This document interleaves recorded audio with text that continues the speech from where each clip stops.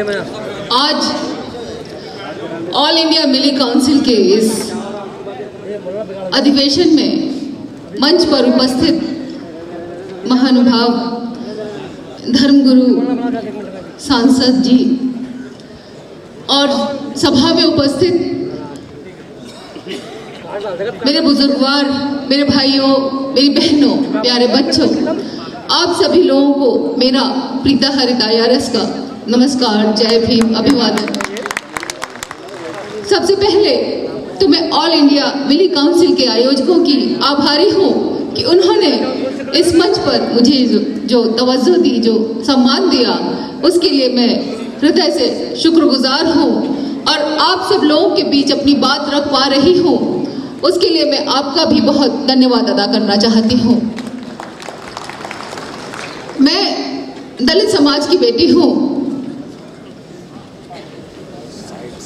बहुत गरीब परिवार से हूँ और भारत की सिविल सेवा में एक जिम्मेदार अधिकारी हूँ, या यूँ कहिए कि सरकार की मुलाजिम हूँ, सरकार से तनख्वाह पाती हूँ, अपना घर चलाती हूँ, लेकिन मन में एक दर्द है और वो दर्द इसलिए है कि मैंने बचपन में जाति सूचक शब्द सहे हैं, कि मैंने भी एक जाति विशेष में जन्म लेने का जो नुकसान होता है वो उठाया है और उस अपमान से पीड़ित मेरे मन में वो दर्द है।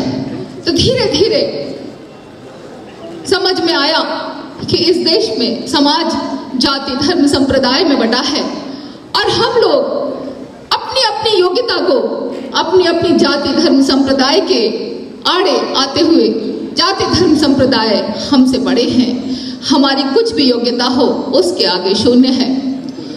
बाबा साहब डॉक्टर अंबेडकर ने इस देश में जो संविधान दिया, उस संविधान के माध्यम से उन्होंने देश में एक ऐसा समाज बनाने की अवधारणा की थी जिसमें जाति के आधार पर, धर्म के आधार पर, संप्रदाय के आधार पर, रंग, नस्ल, क्षेत्र और लिंग के आधार पर कोई भी व्यक्ति छोटा बड़ा ना हो, हर व्यक्ति समान हो और हर व्यक्ति का मान सम्मान सुरक्षित हो।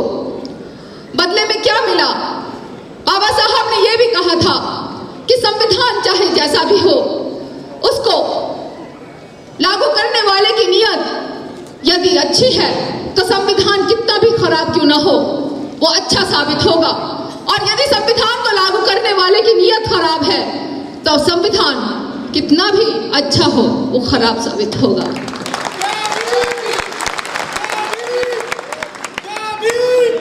जय भीम, जय भीम, जय भीम। ये जय भीम क्या है? कुछ लोग मुझसे पूछते हैं कि ये महाभारत के भीम हैं जिनका आप नारा देते हो।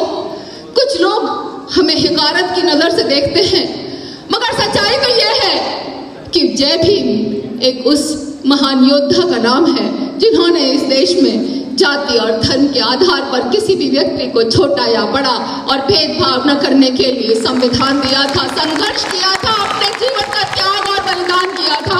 उन्हीं बाबा साहब डॉक्टर अंबेडकर की बेटी हूँ मैं, और मैं ये चाहती हूँ कि हमारे देश में से जाति के आधार पर, धर्म के आधार पर जो आज नफरत और भेदभाव फैलाया जा रहा है वो खत्म होना चाहिए।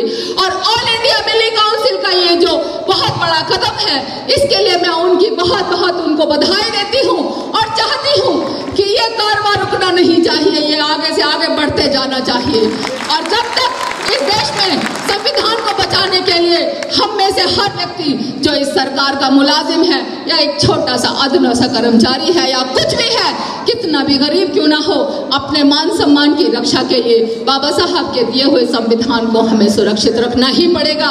उसके लिए धरना प्रदर्शन से काम नहीं चलेगा, उसके लिए हमें सभाओं से काम नहीं चलेगा, उसके लिए हमें बहुत सी चीजों को अपनाना पड़ेगा, अपने हाथ में लेना पड़ेगा और मांगने की जगह हम लोगों को वहां पहुंचना पड़ेगा कि हम देने वालों की स्थिति में आए। हमें देने वाला बनना पड़ेगा, मानने वाला नहीं, मांगने वाला नहीं बनना पड़ेगा।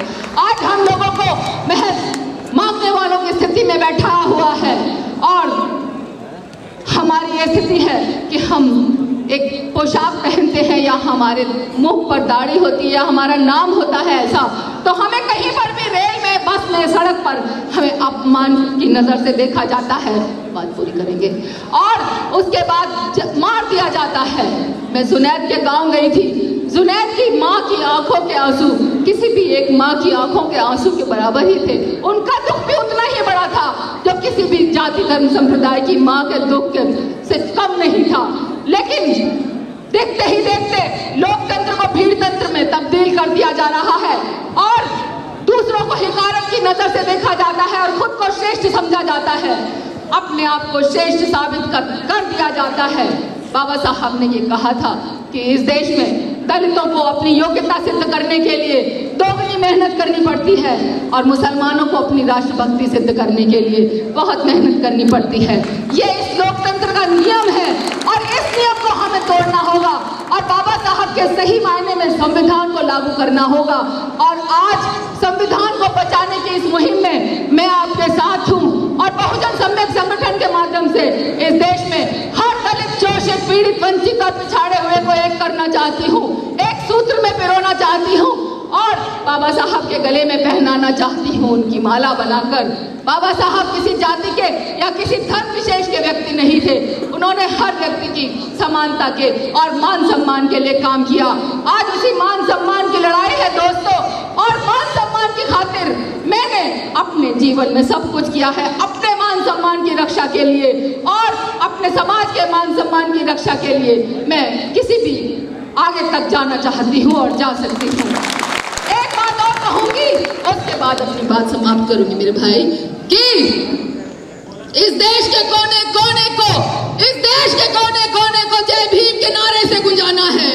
इस देश के कोने कोने को जय भीम के नारे से गुंजाना है। इस देश की संसद से जय भीम का नारा लगाना है। मेरे साथ बोलो